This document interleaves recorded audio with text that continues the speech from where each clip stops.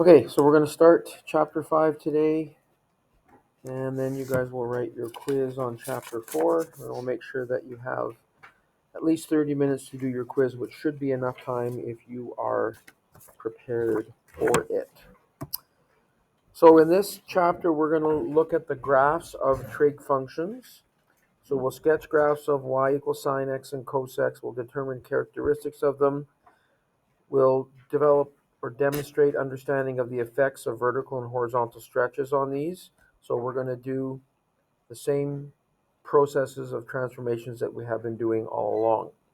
And then we'll also solve problems by analyzing the graph of a trig function. And at the very end, we'll also look at the graph of the tangent function. So sine and cosine functions are known as periodic functions. On the right side is a periodic function is a function that repeats itself over regular intervals or cycles of its domain. The period is the length of the interval of the domain over which the graph repeats itself. So it's how far along the x-axis that you have to travel to do one complete cycle of the graph. It's the horizontal length of one cycle on a periodic graph. A sinusoidal curve is a name given to a curve that fluctuates back and forth like a sine graph. It's a curve that oscillates repeatedly up and down from a center line. Okay, so a sine graph is also known is a graph of the function y equals sine theta. You can also describe a sine graph as a sinusoidal curve, which we talked about. And remember, the period is how long it takes to go through one complete cycle. And you can go from a minimum point to the next minimum point, the maximum point to the next maximum point. Or in this case, you can see I have circled where the graph is heading upwards through the x-axis. And the next place that happens is over here, which is a distance of 2 pi radians. So that is the period of the sine graph. That's how far you have to go along the horizontal axis to do one complete cycle of the graph. And you get the same thing if you went from this minimum point to this minimum point here. Is the difference between negative pi on 2 and negative 5 pi on 2. The minus minus becomes a plus positive, so it'll be a negative pi on 2 plus 5 pi on 2, which is positive 4 pi on 2, or 2 pi. It doesn't matter which points you choose. You just have to get to the same point that you started at. You could get the same thing if you went from the first maximum point, which is here, to the next maximum point. You could do that as well. That would be the difference between pi on 2 and negative 3 pi on 2. If you subtract those, once again, you get 4 pi on 2, which is 2 pi. So that is how we determine the period of these graphs. And we're going to see that the graph of sine will have a period of 2 pi. The graph of cosine will also have a period of 2 pi. What would change that is if the graph is horizontally stretched. If we have a b value introduced into a sine or cosine function, that will horizontally stretch the graph. That will change the period. Okay, so we'll learn all about that. You can get the points on the graph by using the unit circle if you want. Okay, so for the graph of sine, right, if we write all our coordinates on this unit circle, and we're not going to do them all, but just so you can see, right, this is the coordinates 1, 0. At pi on 4, they're both root 2 over 2, which, if you remember, was 0.707. Okay, at pi on 2, the coordinates are 0, 1. So at 0, the y value tells you the sine value, that is 0. Okay, the y value at 0 radians or 2 pi radians is 0. That's why this graph goes to the point 0, 0. At pi on 2, the y value is positive 1. That's why this graph goes up to the point pi on 2, 1. And at 45 degrees, or pi on 4 radians, the y value is root 2 over 2, which we said was 0.707, so that's that point right there. So you could continue plotting those points from the unit circle to get this graph. Once again, this is the graph of y equals sine theta. It has a period of 2 pi radians. Okay? And the graph of cosine can be found in exactly the same way. Right? This is the point 1, comma 0. This is the point 0, comma 1. If we say that P is at 60 degrees, then this would be the point 1/2, comma root 3 over 2. So again, when the angle is 0, the cosine, which is the x value, is positive 1. That's why this graph is up there. It starts there. Right? At pi on 3 radians, or 60 degrees, I wrote it in degrees here, but that's the same thing as pi on 3 radians, the x value is 1/2. So that's why the point is right there. At 60 degrees, or pi on 3 radians, the y value is positive 1/2 from the unit circle. And at pi on 2, I said the y value, I should have said the x value for the last one. At pi on 2, the x value is 0. That tells you the cosine. That's why the graph goes through the point pi on 2, comma 0. So again, you could use the unit circle to get all these points to see what the graph of cosine looks like. Note the difference between sine and cos. They both have a period. I should say what's different is where they start. The graph of sine starts in the middle at 0, comma 0 and goes upward from there. The cosine starts at the maximum of positive 1 and goes downwards from there. But the period of the two graphs are the same. They're both 2 pi radians, or 360 degrees. So using the unit circle would be one way that you could get the points to sketch these graphs.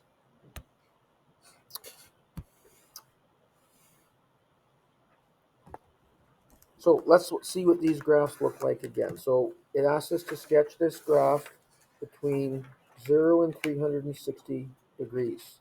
Okay, so if we look back at the graph on the previous page, so let's talk about a couple of other things here. I'm always going to be mentioning what are known as critical points. Critical points are where the graph is either in the middle, at a maximum, or at a minimum. So what is characteristic of the sine graph? Well, again, the sine graph starts at the point 0, comma 0. And you could use a table of values in your calculator as well to get these if you wanted to. Okay? But it starts at 0, comma 0.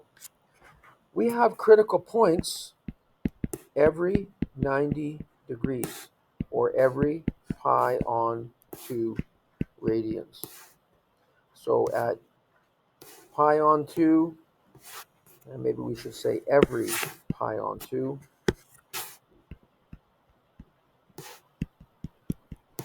or 90 degrees. So again, those critical points are where the graph is at a maximum, at a minimum, or at a middle on the horizontal midline. And they occur at every 90 degrees. So really, that's all we need to sketch our base graph, y equals sine theta. Again, it starts at 0, comma 0. That's your first critical point. And every 90 degrees, you'll be at another critical point. So after the middle, if we're starting at the point 0, comma 0, the next point is the maximum. And we talked about this before, that the graph of sine only goes up to 1 and down to -1. That's why if you had an equation where sine of x equaled 2 or 3 or something like that, and you went inverse sine, you got an error, because the graph of sine only goes up to 1 and down to -1. The next critical point, though, will be another 90 degrees, which is at 180. You're back to the middle. The next critical point, another 90 degrees, you're at 270, which will be at a minimum point. And then the next critical point, another 90 degrees, takes us to 360, and we're back to the middle. So again, this is one cycle of the sine graph. It is a curve, so it must be drawn that way, as a curve. So once again, if we talk about the characteristics, the period, remember that's how often it repeats itself, how often it takes to go through one complete cycle of the graph. We started on the horizontal midline heading upwards, so the next place that happens is at 360 degrees, going through the horizontal midline heading upwards. Okay, Something else we talk about for these graphs is the amplitude.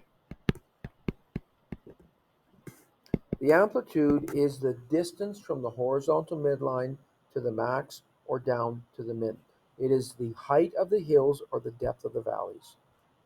And that distance is positive 1 unit, right? The horizontal midline, which we'll see when we get into transforming these, we'll draw it as a line. In this case, it's the x-axis. The maximum point of the graph is 1 unit above that.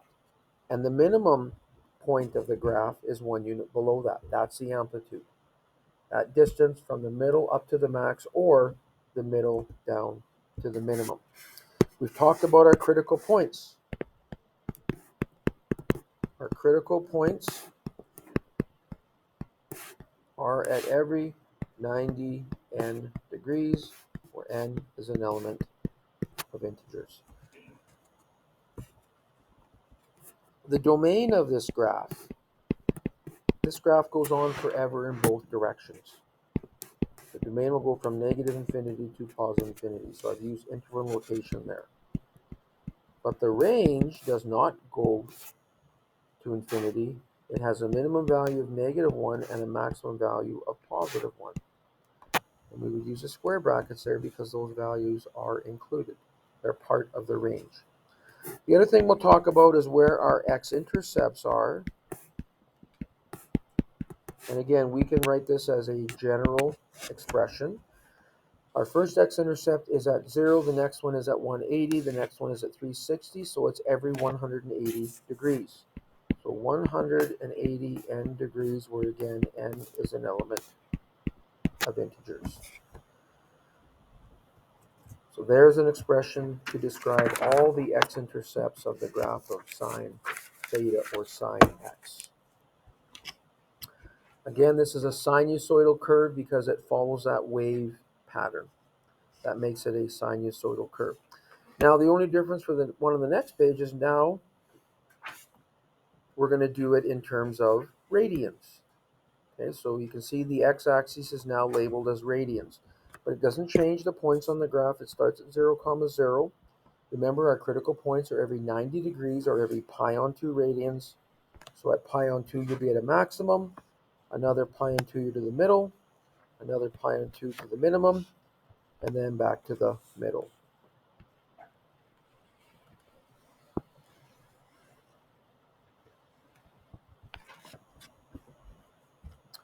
So there's that graph. The only difference is that we're in terms of radians instead of degrees. So now when we talk about our characteristics, anything along the horizontal axis will also be in radians. So our period would now be written as 2 pi radians. It doesn't change our amplitude because that's measured along the y-axis. Our amplitude is still 1. Our critical points, because they're measured along the x-axis, will now be in terms of radians. They'll be every n pi on 2, where n is an element of integers. Instead of every 90 degrees, we say they're every pi on 2.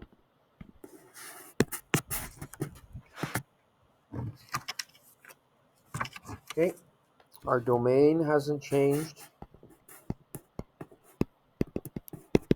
Still going to go from negative infinity to positive infinity.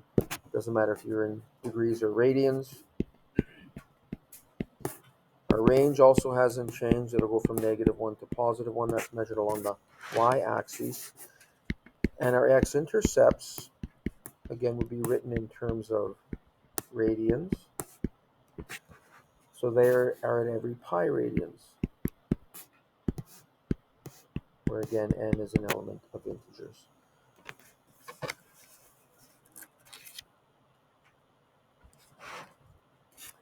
But again, this is a sinusoidal function because the pattern is that wave shape.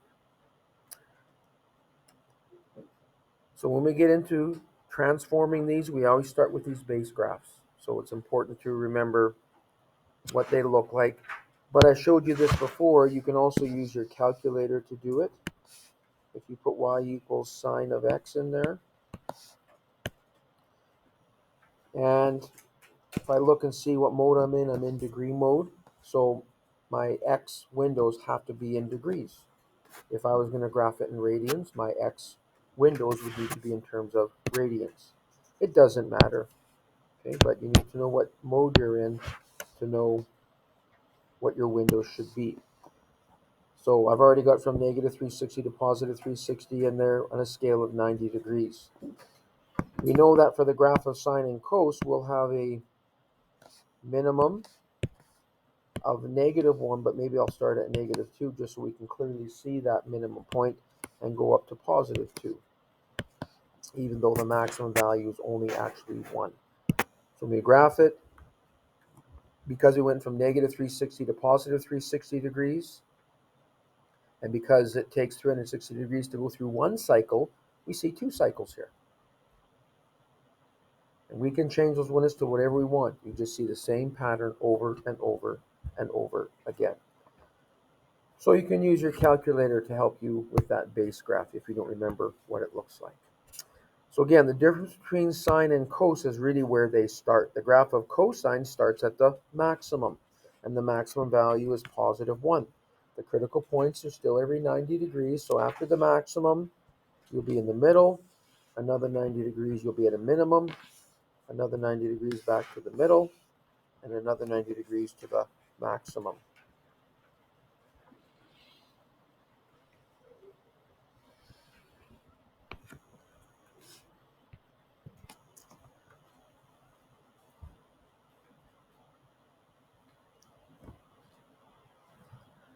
Okay,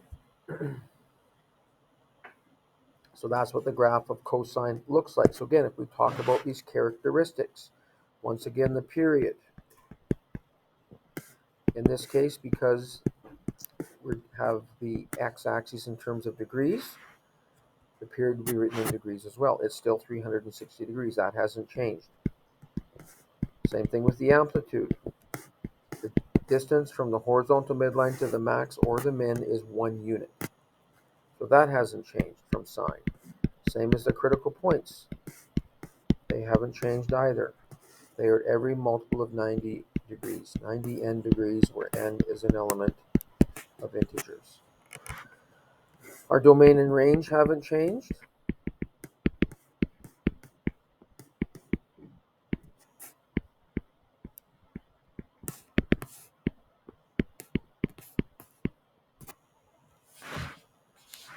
And our x-intercepts would also be in terms of degrees.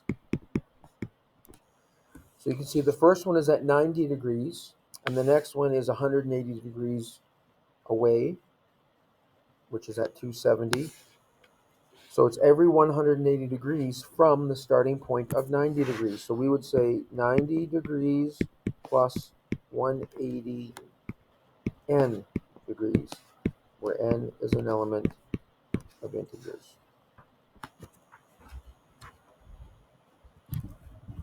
So there's an expression for all the x-intercepts,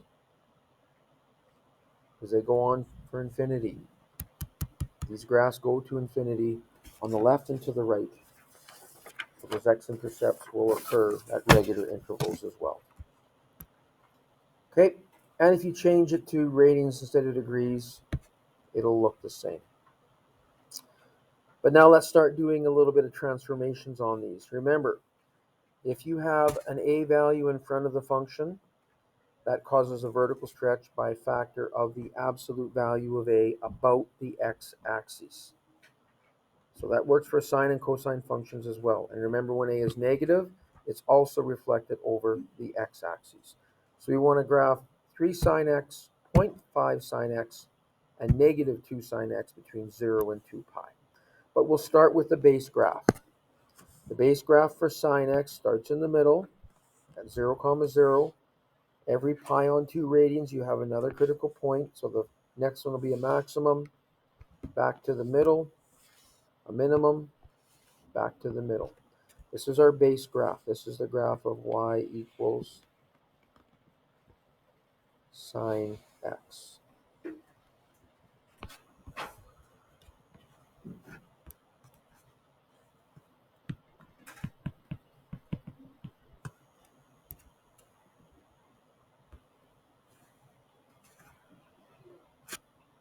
Okay, so the next one we're going to do will be 3 sine x.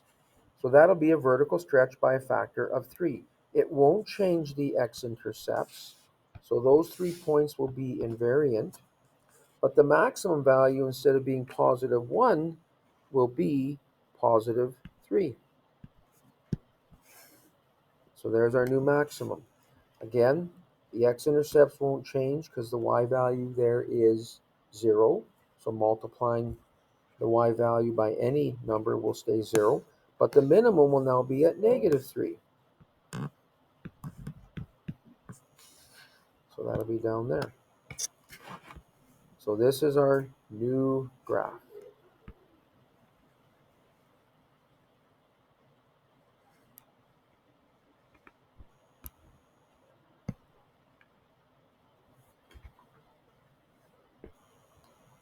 This is the graph of y equals 3 sine x.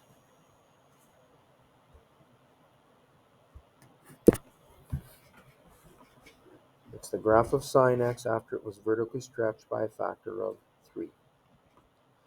The next one is y equals 0.5 or a half sine x. So that's an a value of a half. That means it's going to be vertically stretched by a half. The x-intercepts will not change. The y values there are 0 multiplied by any number will stay 0. But the maximum will be half of what it was for our base graph. Instead of having a maximum of 1, our maximum is half that, or 1/2. Instead of having a minimum of negative 1, our minimum will now be half of negative 1, which is negative a half.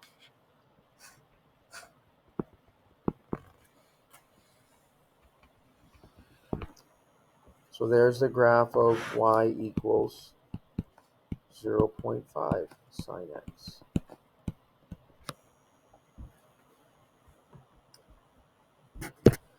And then for negative 2 sine x, so that's going to be 2 transformations. It's going to reflect it over the x-axis and vertically stretch by a factor of 2 about the x-axis.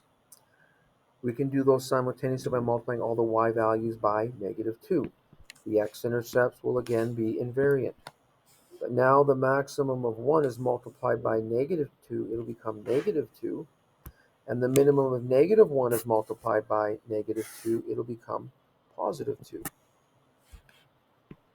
So instead of going upwards through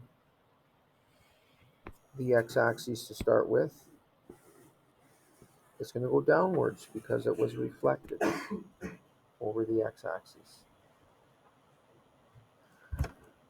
So this is the graph of y equals negative 2 sine x. So we're asked to state the amplitude for each of them, also compare them to the graph of y equals sine x, considering the period, amplitude, domain, and range. So let's do this by setting up a little table below. So we'll have a column for each equation. We'll state the amplitude. We'll state the period, the domain, and the range.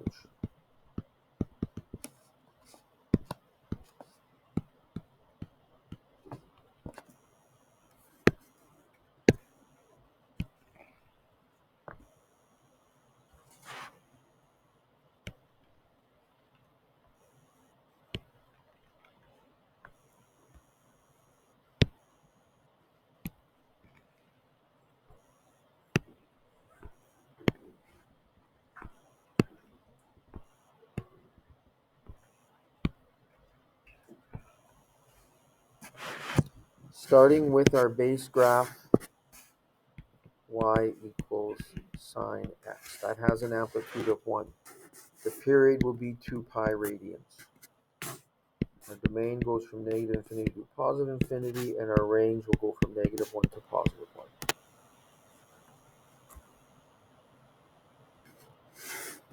The next one we will do will be our y equals 3 sine x. That has an amplitude of 3. It goes up to 3 and down to negative 3. The distance from the horizontal midline or the x-axis to the max or the midpoint will be 3 units. It doesn't change the period, it doesn't change the domain, but it does change the range. Now we're going from -3 to +3.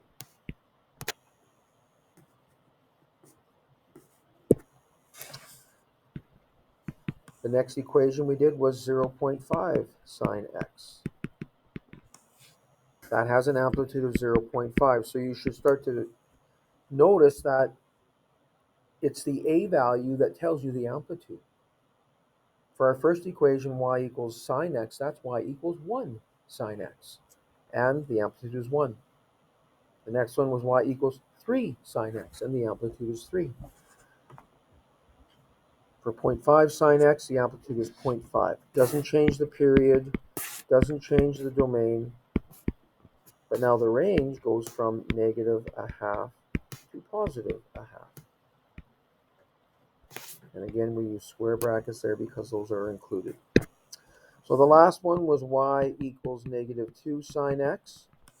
The amplitude is never negative, so we can be a little more specific. How we get the amplitude from a sine or cosine graph is actually the absolute value of a. The amplitude is 2, because the amplitude tells you the distance from the middle to the max or the middle to the minimum. Distance is never negative. Right? So really it's the absolute value of a. Doesn't change the period, doesn't change the domain, but the range changed. It still goes from -2 to +2. Right? Because when you use interval notation, it's always the minimum to the maximum. So the smaller number has to be first. Okay, and we can also describe the transformation using the same language that we've done before. So for y equals 3 sine x, it's a vertical stretch about the x-axis by a factor of 3. For 0.5 sine x, it's a vertical stretch about the x-axis by 0.5. For -2 sine x, there's two transformations there. There will be a vertical stretch about the x-axis by 2, but then also it'll be reflected over the x-axis. So now we'll do the same, something similar for cosine graphs. So we'll start with our base graph of cosine x. So cosine x, remember, starts at the maximum. So if you look at the scale on the x-axis, the maximum value is +1. That'll be between 0 and 2. We still have critical points every pi on 2 radians. So the next one will be a middle, then a minimum of -1, back to the middle, and finishing off at the maximum value of +1. So this graph is going to be fairly tight together between the max and the min just because of what the scale on the y-axis is. But this is our base graph, y equals cosine x. So if we want to do 6 cosine x, so that means the graph is going to be vertically stretched by a factor of 6 about the x-axis. The maximum point, instead of being +1, will be +6. The x-intercepts won't change. Our minimum value of -1 becomes -6, and our maximum value of +1 at the end again becomes +6.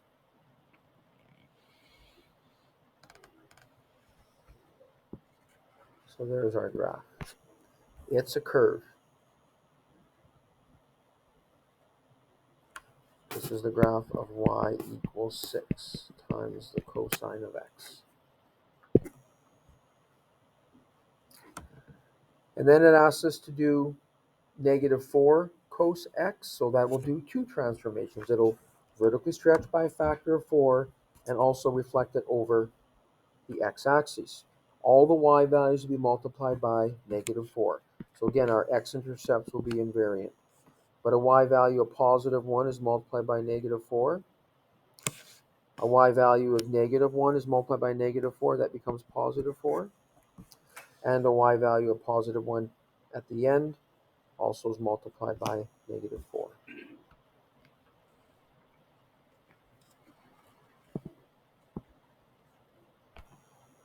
So the graph would look something like that. That's y equals negative 4 cos x. So again, we're asked to compare these. So if we have a column for the equation, our amplitude, our period, the domain, and the range.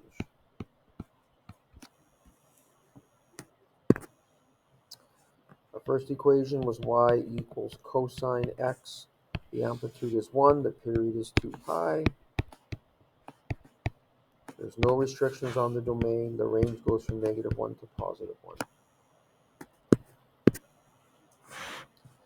The next one we did was y equals 6 cos x. The amplitude of that is 6. Again, it's the absolute value of a.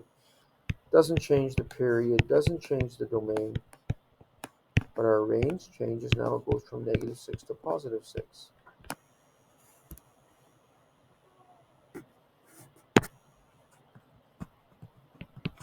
And then for y equals negative 4 cosine of x, remember the amplitude is the absolute value of a. The amplitude is the distance from the horizontal middle up to the max or min. Doesn't change the period, doesn't change the domain, but it does change the range. And if we look above, it says, what is the amplitude for y equals 1.5 cos x? Well, the amplitude will be 1.5. It's always the absolute value of a.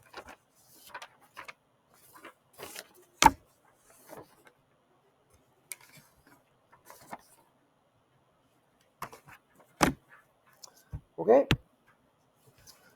So remember what the b value does?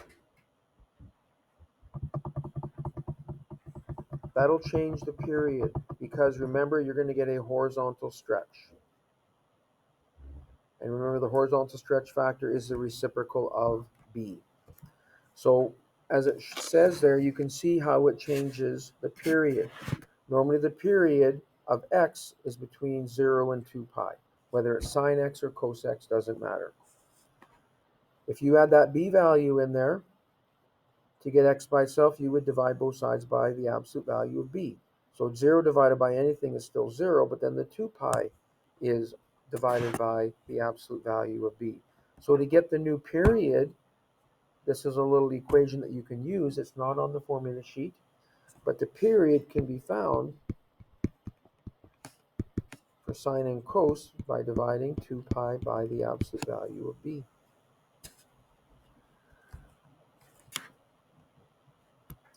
And that's what it's talking about here. And if it's in degrees, then it'll be 360 degrees divided by the absolute value of b. And this works for either sine or cosine.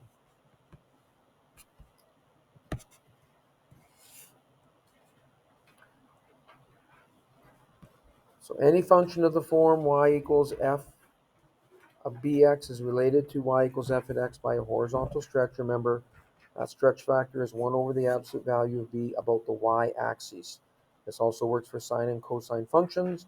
And when b is less than 0 or negative, then it's reflected over the y-axis. So we want to sketch y equals sine of 4x. Okay? But we're going to start with the base graph. This will be a transformation of y equals sine x. So it starts at 0, 0. Your critical points are every 90 degrees. So at 90 degrees, you're at a maximum. Another 90, you're in the middle. Another 90, you're at the minimum. And then back to the middle. So we always start with these base graphs.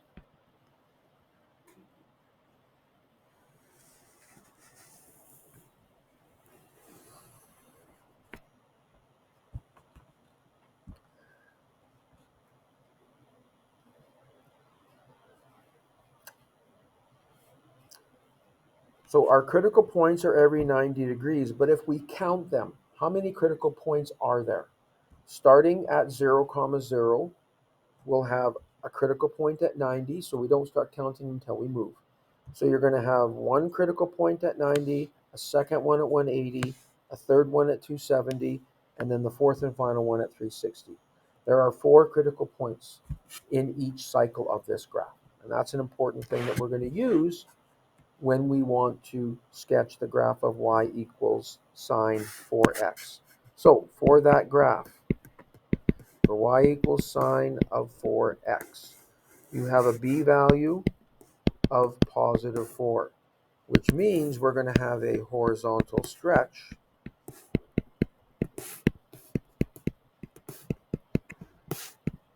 about the y-axis.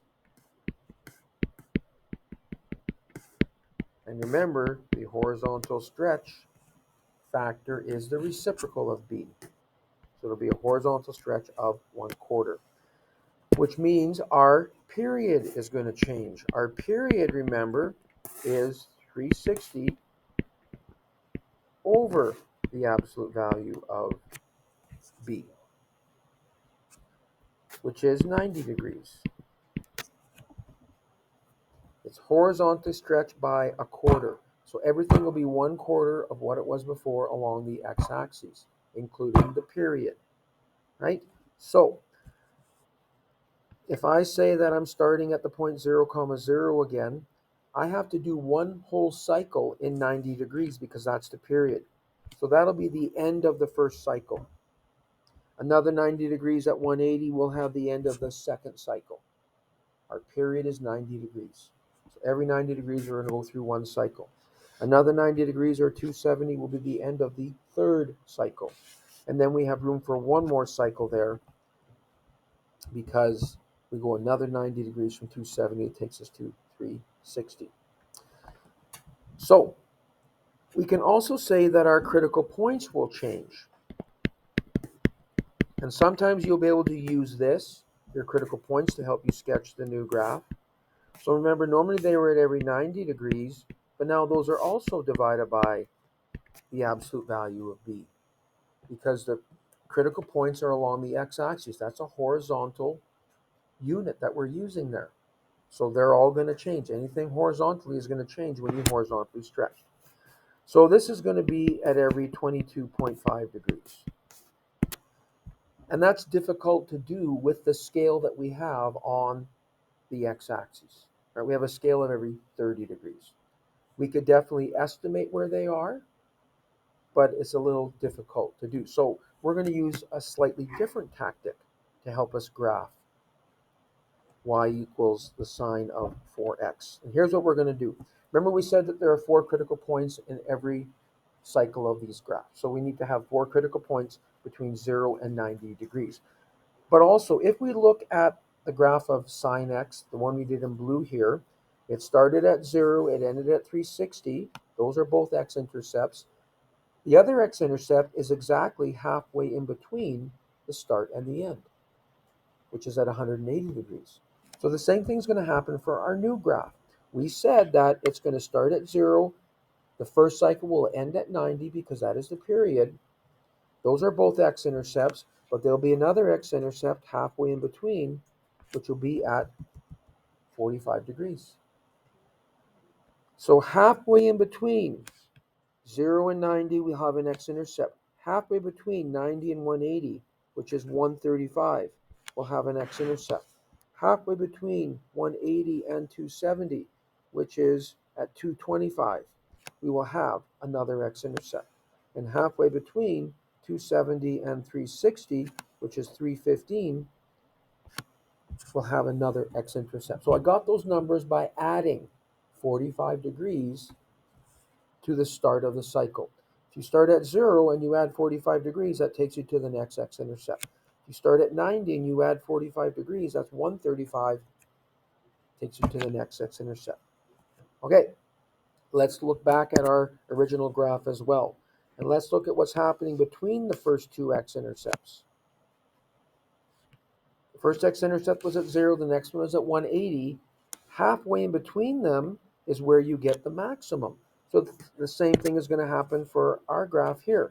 Halfway between 0 and 45, which is our 22.5, is where we're going to have our first maximum. Halfway between the next two intercepts is where we'll have our minimum. So another critical point, you're in the middle. halfway between the next two x-intercepts, you're at a maximum and then a minimum. You're at a maximum and then a minimum. You're at a maximum and then a minimum.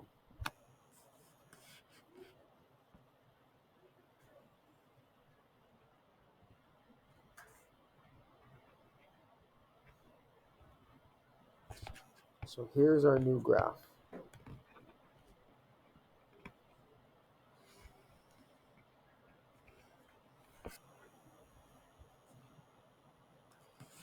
The end of the first cycle is at 90 degrees. The end of the second cycle is at 180. The end of the third is at 270, every 90 degrees.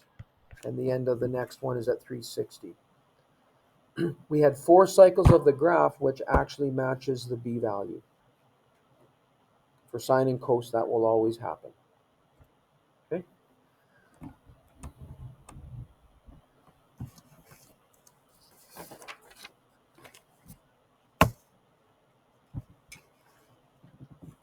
So we described the transformation. We stated the period, which we're asked to do. And when it says compared to the graph of y equals sine x, you just write out the period of sine x was 360 degrees. The period of sine 4x is only 90 degrees because it's 1/4. It's horizontally stretched by a factor of a quarter. Okay? So you write that out when you're comparing them. You could also compare them by using a table like we did before to compare them. All right?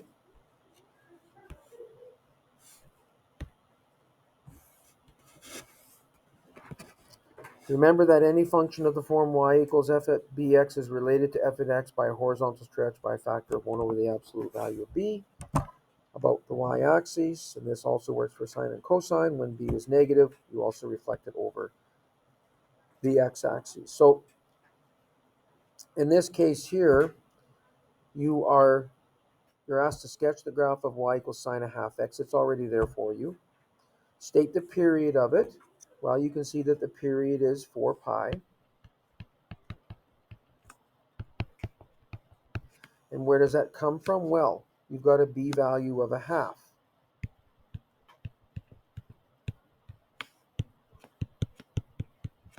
And remember, that will cause a horizontal stretch.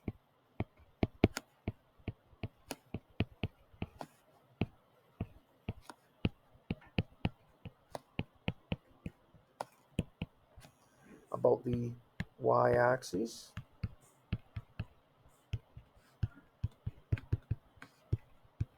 But remember that the horizontal stretch factor is the reciprocal of b. So it's going to be horizontally stretched by a factor of 2.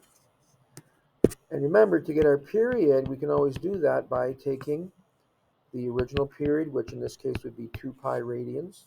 The graph is done in terms of radians, divided by the b value. And when you divide 2 by a half, you're going to get 4. So that's where that period came from.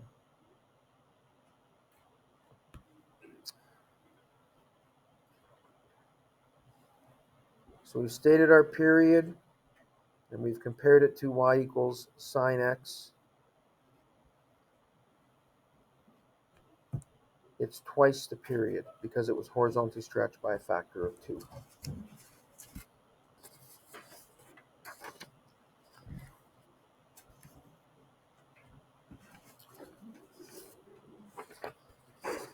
Okay, I'm going to stop there so you guys have time to write your quiz.